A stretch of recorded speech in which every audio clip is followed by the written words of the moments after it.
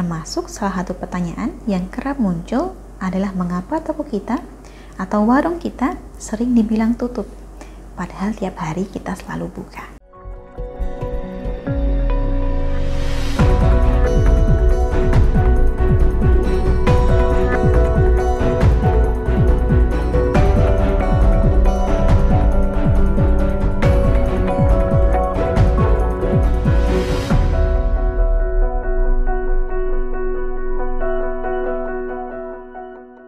Salam Rahayu, kembali lagi dengan saya Dewi Sundari. Apa kabar Anda?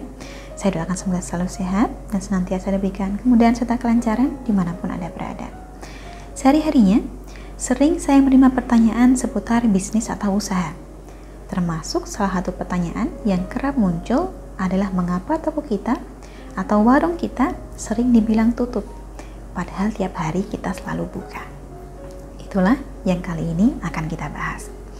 Bukan hanya sekali dua kali saya ditanya oleh mereka yang usahanya sedang lesu. Entah mengapa banyak orang bilang bahwa tokonya tutup. Banyak orang mengira bahwa warungnya tidak buka, sehingga tidak jadi berbelanja dan memilih untuk beli di tempat lain. Padahal kenyataannya warung atau toko ini selalu buka setiap hari, tidak pernah tutup. Lantas kenapa toko kita seperti tidak kelihatan? Itulah yang kemudian menjadikan pertanyaan. Seringnya di posisi ini kita kemudian mengasumsikan ada hal gaib yang bekerja.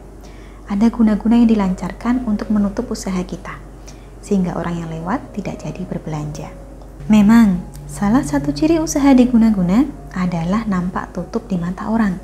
Dikiranya tidak buka. Tetapi bila baru satu ciri saja yang kita alami, maka kita belum bisa menarik kesimpulan secara pasti. Toko atau warung kita dikira tutup, itu baru satu ciri. Sedangkan ciri yang lain diantaranya adalah usaha mendadak sepi. Ada perasaan merinding di tempat usaha, muncul binatang seperti lintah atau belatung, muncul wangian aneh, karyawan lesu atau malas bekerja, dan jika usahanya menjual makanan, maka makanannya ini cepat basi. Nah, jika memang belum tentu karena pengaruh guna-guna, lantas mengapa orang mengira toko atau warung kita tutup? Seringnya, hal semacam ini bermula ketika kita kehilangan pelanggan. Orang yang tadinya berbelanja di tempat kita sekarang tidak pernah lagi kelihatan.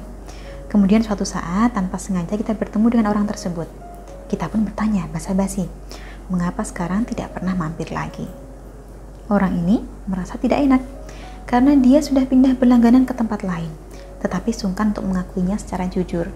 Sehingga kemudian ia berkata bahwa ia mengira Anda tidak jualan.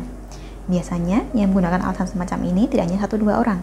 Hampir semua orang yang pindah langganan akan memakai alasan semacam itu, semata-mata karena merasa tidak enak pada Anda. Jika sudah begini, lantas apa yang bisa kita lakukan? Sewajarnya, kita pastikan dulu bahwa lokasi jualan kita ini memang kelihatan. Posisikanlah diri Anda sebagai orang lewat. Apakah ketika ada orang lewat, orang ini akan langsung tahu yang Anda jual ini apa?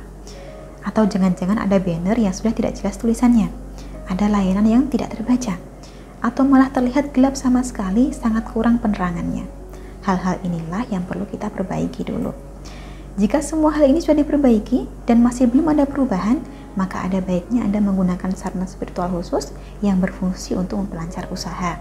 Contohnya adalah jimat ratu pelarisan. Apa itu jimat ratu pelarisan?